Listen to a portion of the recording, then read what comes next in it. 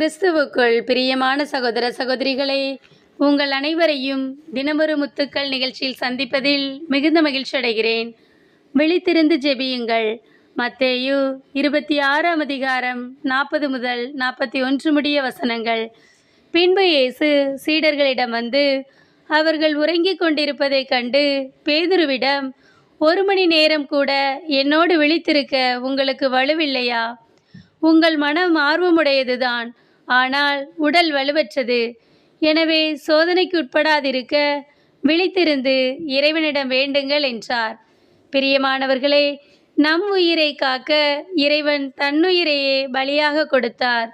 இறைவன் இந்த பாடுகளை அனுபவிப்பதற்கு முன்பாக கெத்சமனை தோட்டத்தில் ஜெபித்து கொண்டிருக்கும் பொழுது தம்முடைய சீடர்கள் உறங்கிக் கொண்டிருப்பதைக் கண்டு, என்னோடு 1 மணி நேரம் கூட விழித்திருக்க உங்களுக்கு வலுவில்லையா என்று கேட்கிறார். ஆம், நாம் வலுவற்றவர்தான். ஆனாலும் நாம் சோதனைகளை மேற்கொள்ள விழித்திருந்து இறைவனிடம் ஜெபிக்கும் போது அதை நம்மால் மேற்கொள்ள முடியும்.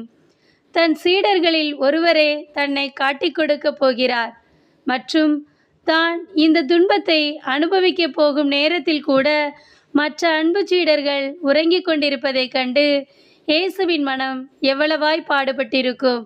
ஆனாலும் இயேசு இவை எல்லாவற்றையும் ஜபத்தாலே ஜெயித்தார். இயேசு அதிக நேரம் ஜபத்திலே தனியாய் தந்தையோடு உறவாடினார். நாமும் துன்ப வேளைகள் மட்டுமல்லாமல் எல்லா வேளையிலும் அதிகமாய் இறைவனோடு நேரத்தை செலவிடுவோம். செல்போன், டிவி, வெட்டி பேச்சு என்று நம் பொன்னான நேரத்தை வீணாக்காமல் ஆர்வமாய் இறைவனை தேடுவோம். பொன்னை கண்டடைவது போல் இறைவனை கண்டடைவோம். விழித்திருந்து இறைவனிடம் ஜெபிப்போம்.